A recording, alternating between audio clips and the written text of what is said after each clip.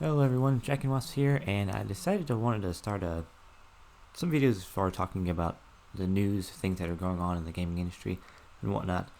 I'll try and put one up once a week, somewhere in there. It's still kind of new and depending on how my schedule goes, but I'll definitely see it's something I'm wanting to start doing and interested in doing about, especially with the gaming and possibly some anime news going in there moving forward. But I'll start out with this one saying a lot has actually happened during the last, let's say, week and a half. Somewhere that we had a lot of different announcements, especially with nothing really going on during the summer with E3 being canceled and just a lot of things having to be shifted around because of all the quarantines and whatnot in general. But Jeff Keighley, I think that's how you pronounce his name. I apologize if I butchered it, but he's actually announced that they are having a Summer Game Fest. It's going to be spread across 4 months, and he's partnered with different publishers with news, in-game events, and even playable demos and content. And that seems like it would be interesting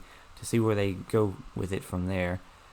It's definitely something that will help fill in the E3 gap, and I think it will be nice soon seeing it being spread out over the 4 months. You do get a little more of a highlight on some of your bigger publishers and your smaller ones is not all crammed into one. So we'll definitely see how that goes, and it looks like it would be pretty fun. Then we have Microsoft. Microsoft came out last Thursday. They announced that they will be having an Inside Xbox focusing on showing off games from the Xbox Series X and mainly from the third-party developers. I do believe they actually had come out and said that they won't show anything from their first-party studios. So we'll see. That may be playing on something like that.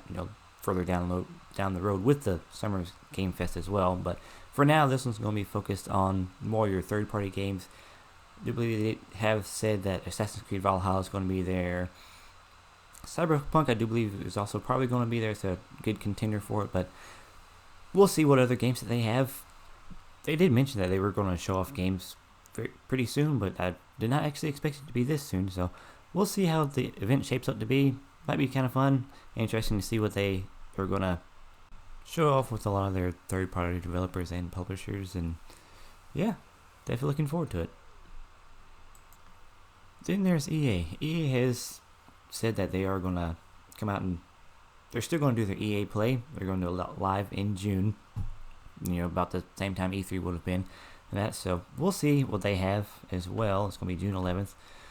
And they have a lot of games under their belt, so we'll definitely find out more about it then. And looks like it's possibly going to be a part of the summer games event. So that's about what they have. It's actually pretty much it for that bit of news, really. So moving on, we'll have Star Wars. They did actually release a free update DLC yesterday. It ended up updating for the Meditation Circle, adding 2 essentially kind of game modes, I guess you could say, in there. One is a challenge mode where you can actually do various challenges that have preset rules and enemies and whatnot. The other one is called the Battle Grid, where you can actually set up your own arenas with enemies and whatnot to fight and save, and I do believe you can share that as well.